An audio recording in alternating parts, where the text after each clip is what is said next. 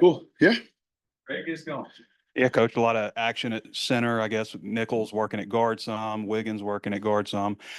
Just what are your thoughts on what you got going on there, and just with Kudus being out so long, the issues that's caused. Well, I mean, I wouldn't say it's caused issues. It's given other guys opportunities to rep, and it's never a problem to have too many centers ready to play. I mean, what you're doing is you want to give different centers reps working with the one quarterback. And because the worst situation is, right, when starting center might go down in the game and you're looking at what does the TV camera always pan to, right? The backup center getting snaps with the first team quarterback. And so we're trying to make that a non-issue if it ever did happen. And so it's been really fun watching those different guys, different styles, different leadership styles. We all have to get better at being more loud with our communication and understand like we're going to be in some hostile environments. And so that's got to improve, but I'm really happy with all the guys who've been repping center. TJ Don, Josh Street, Brooks Edmondson. We've been repping a lot of guys there, and you can just never have too many guys ready to play that position. I think Sam said that Nichols played guard in the scrimmage and Wiggins was at center. I guess most of the time. I don't know if you guys mixed it up, but I know you guys love hypotheticals. But if you had to go tomorrow, how would you have that lineup there? Well, most of the scrimmage, Addison played center, and so he played about I want to say 38 some 40 plays as a center, and Mario really only played about 12 or so at center. But that's probably what we would do, just because Addison has so many more banked reps in this offense as a center. So if I had to play tomorrow, that's probably what we would do, is have Mario play guard and I'm not scared to mix it up. I think guys have to be ready to play. I told the guys I'm going to play the guys that deserve to play. I think there's a notion that you can only play 5 O linemen, and I've had a couple times in my career where I've had 6 starters, 7 starters in my brain, where guys are rotating, because you want to play the guys that deserve to play, especially in the day and age where a guy could transfer just like that. Like, I don't want to ruin my own O-line depth that we've worked really hard to create just because I never play a guy on a Saturday. And so we got 7, 8, 9 guys that are playing at a really high level, and it's been really fun to watch. Joe Moore's been an interesting pickup, and saw him at guard. So what are your thoughts about him, what his strengths are, and maybe where his true position might lie? Yeah, and he's another one. He's got, over like 3,000 or 2,500 career snaps under his belt. He's done that at tackle, a lot at right tackle when he was at Richmond, and then Syracuse moved him inside at guard, and so we've been playing him a ton of tackle because I want to give him his confidence back that he had maybe 3 years ago or 2 years ago at Richmond. So I'm trying to bring that confidence back for him, which you've seen it come on. I mean, he's done a great job against some really good DNs. And then the last few practices, we've been, again, rotating him in at guard and moving guys around. Now is the time to move guys around. I'd like to get through the second scrimmage and be like, okay, these next 2 weeks, here's our focus. Here's how we're going to limit our rotations. Right now is the time to try guys out, different combinations of 5 in different positions. Yeah. But Joe's been a pleasant surprise. I mean, and I shouldn't say surprise, but we didn't have to like recruit him versus the world. He was an efficient, well-coached, good player that played a lot of football, and he wanted to be a part of this group, and he's fit in seamlessly. He's got a great personality, and I'm super glad we have him. Quinn and Jackson sat right where you are yesterday and said Blackstock and Carmona are dogs, which is a good thing. Are they dogs? And can you talk about those two at tackles? They're hogs, man, is what they are. They're hogs. And so these guys have done a nice job. Both of them have their fleas, just like every O lineman has. And we talk a lot in our room that every player has an edge. And what that means is everybody has a God-given gift that makes them better than other people at that thing. Whether, hey, I'm a guy who benches 500, but maybe I don't run 5'1" in the 40. Or, hey, I'm a guy who's really smooth and fast and quick off the ball, but I'm not the strongest guy in the world. So we want our guys to lean into their edge. And those guys have different edges, like Keyshawn is a little bit stiff. He's a little bit stiffer than you'd want an O lineman to, but he's got unbelievable feet, unbelievable speed, and unbelievable hands. right? And so is he the smoothest mover? No, but he's extremely twitchy and fast. Whereas Junior is a little more smooth, right? And I wish that he had a little bit more like smoothness to him, or he has a little more twitch. And I wish he was a little smoother at times. And so both those guys have been playing well. We talk in our room is, I think Jeff Stoutland with the Eagles use the phrase, hungry dogs run faster, and we're going to say hungry hogs run faster. Coach, I guess we haven't seen Amari Wiggins play a lot. Mhm. So what does he do well, and what kind of player is he? Yeah, so he's short, and he's got short legs, but he's got some twitch and smoothness to him. Sometimes those short guys that are short-legged aren't able to open their hips as well as you like, but he's a short-legged guy who can play with leverage, but can also set his hip angles for different run schemes really well. And so he's got really strong hands. He's got really good grip. He's maybe 305 to 310 range weight-wise, but he plays with great leverage, and he's got really strong hands. And so he's done a great job, and he's underrated football smart. People think guys like me and him that played JUCO ball, that we're not smart, but he is smart dude. I mean, his football IQ is high, and he's usually guy in a meeting room who's first guy to answer a general question, which has been really fun. Then Coach Pittman was saying preseason that he really wants Tykees to play at guard. I guess how close would he be to maybe, getting some reps at first team guard right now? I think he's right there. I think he's had a little setback. He missed a little bit of time with a little mild ankle deal. And so he missed a little bit of time in practice. And so that set him back a little bit. He's still dealing with that. And so that's held him back a little bit. But Tykees is right there in the mix with those, that 8-9 number I'm talking about is guys like, hey, we can count on these guys. Like, I'm not gonna, I remember when we were playing at Tennessee in 2015, Denver Kirkland's helmet pops off, right? Well, Denver Kirkland's backup was redshirt freshman Johnny Gibson.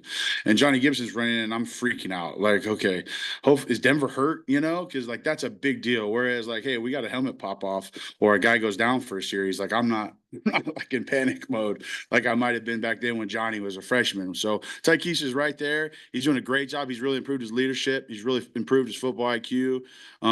It's coming. I mean, I feel really confident in him, and he is on the right direction, and I would feel really good about him having to play for us. Just wondering, what was your take on how the O-line did in the scrimmage Thursday? Maybe what are you looking for in the next scrimmage? So I think we need to get in game shape. I think there's a difference between running all summer and doing those, short bursts conditioning styles, or you're running gassers hundreds at a time. Where I would like to see us improve is our game conditioning, which is everywhere I've ever been. Usually you get to that first scrimmage, you expose them to 12 play racks, and that's their first time getting exposed to that, and it's a shock to their system. And so what I would really like to see in the next scrimmage that I don't think we saw in the first scrimmage was an ability to play at a high level on play 9, 10, 11, 12 finished drives. And we saw that in the spring game a little bit too, where I think that first drive with the offense or the second drive with the offense was like a 12, 13, 14 player. And I thought by that time we had worked our way into playing shape, and we were able to finish the drive. I felt like in this last scrimmage, we didn't do a good enough job of staying at a high level throughout the course of the drive where they're playing consecutive snaps in a row. So I'd really like to see us improve in that area and finish blocks a lot better when we're tired in the next scrimmage.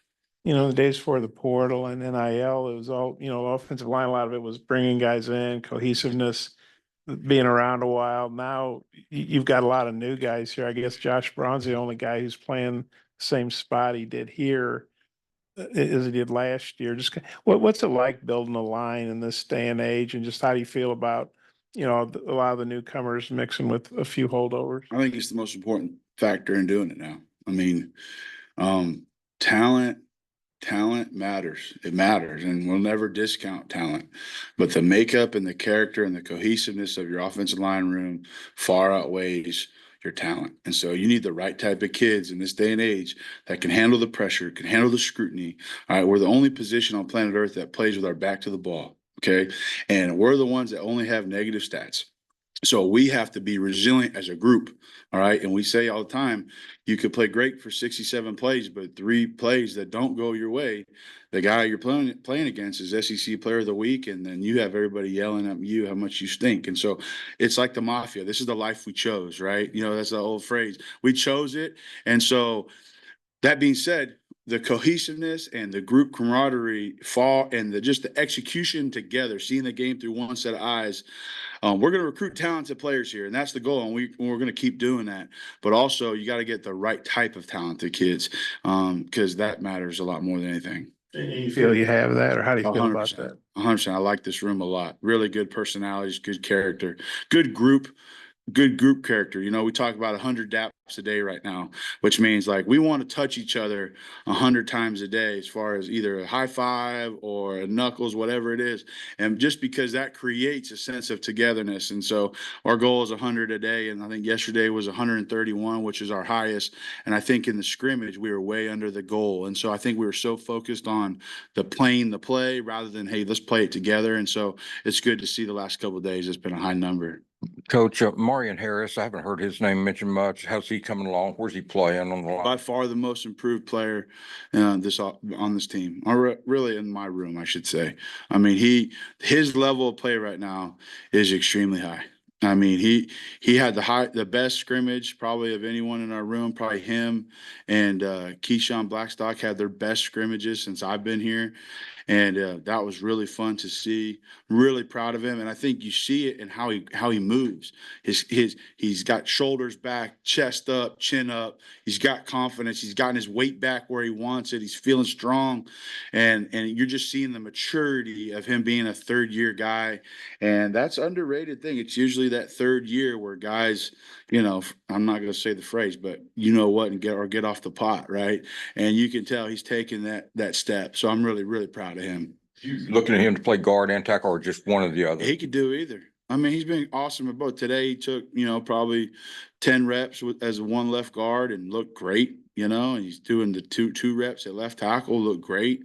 It's just hard to find a bad play of the guy, you know, and I'm really proud of him. So he deserves to play.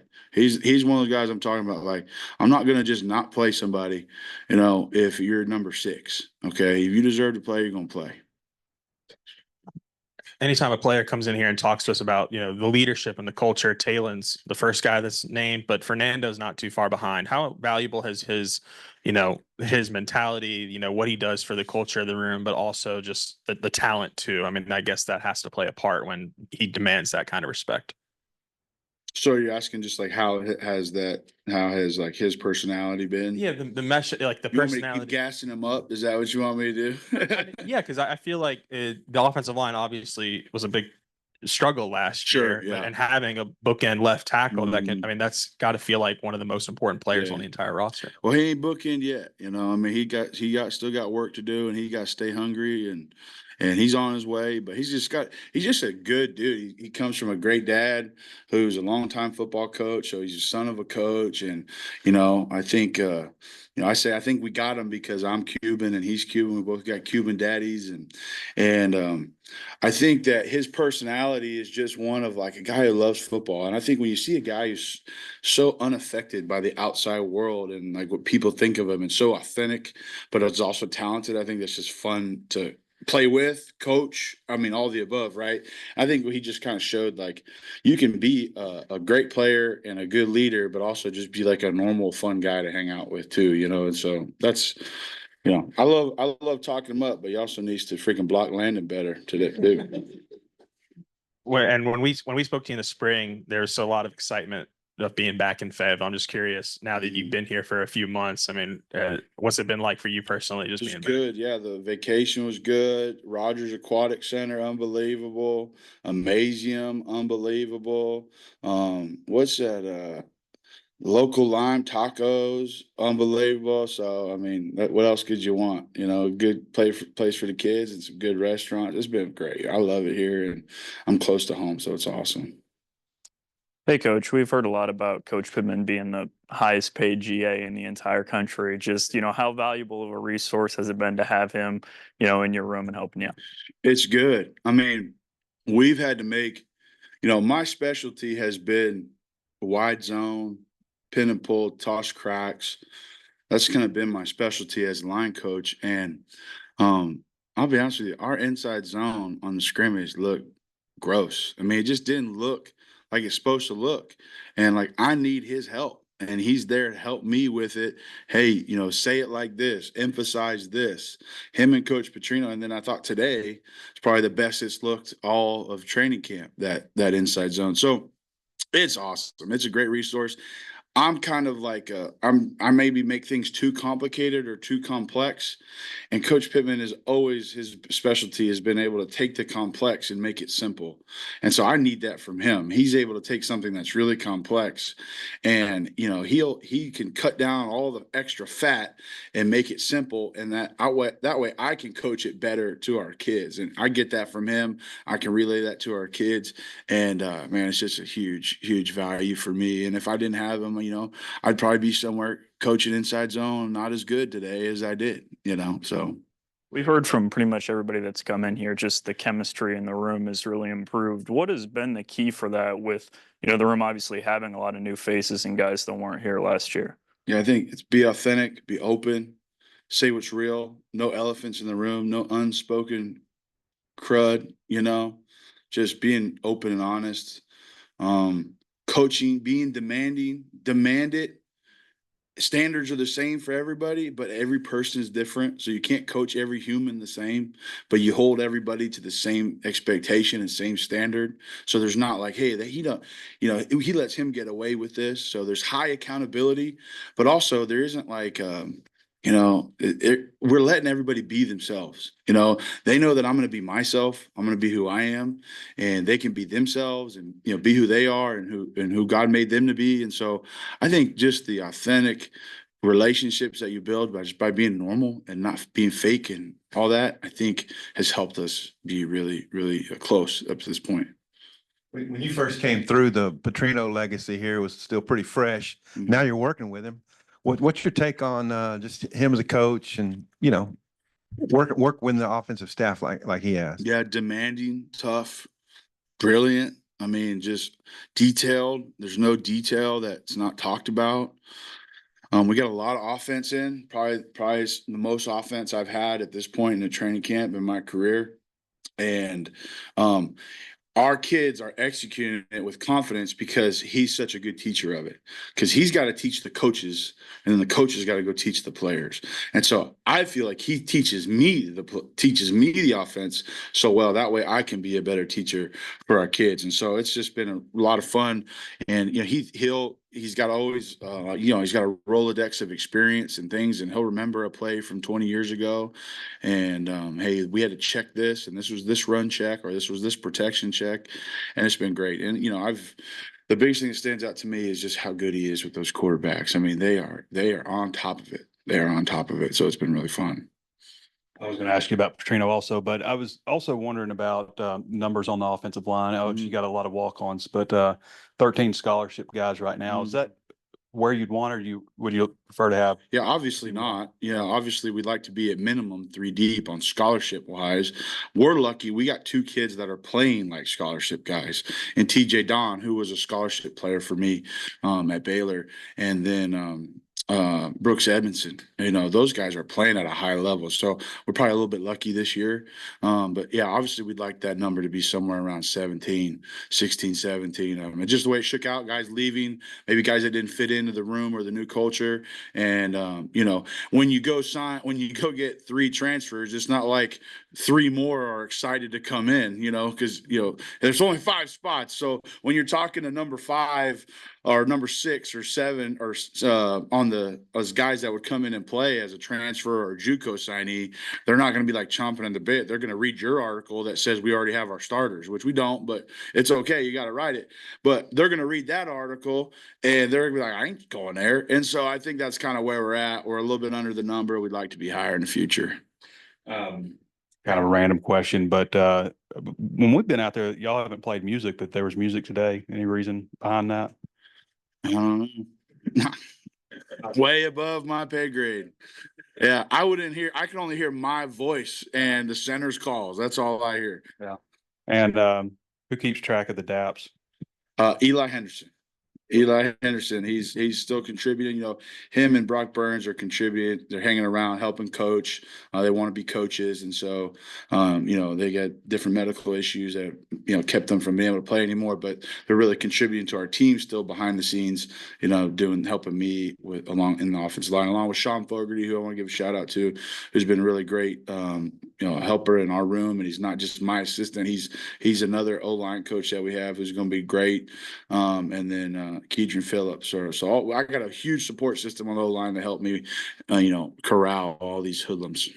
On the daily daps, is it like just practice or meetings or all day or eating? We're tracking it at practice. Yeah, we couldn't possibly track it. I've heard anybody talk about it before, so. Yeah. No, it's just, and here's what it is. There's an old video I saw a couple years ago, Steve Nash, and they talked about they counted how many times Steve Nash touched his teammates while he played, and just how infectious that becomes. And it's just about connecting. The game is about connection, right? You got young people who feel a lot of pressure from the outside, and it's high stakes.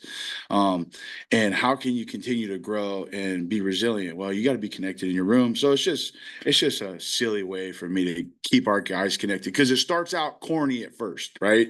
At first, they're like, it's corny and they think it's silly and they're being funny with it and they're just doing it at random times. But eventually it becomes like, hey, they want to do it, and it becomes more real and connection. And it's kind of a fake it till you make it thing. But, that's the right kind of fake it till you make it. Appreciate it. All right. Thanks, guys. Appreciate you.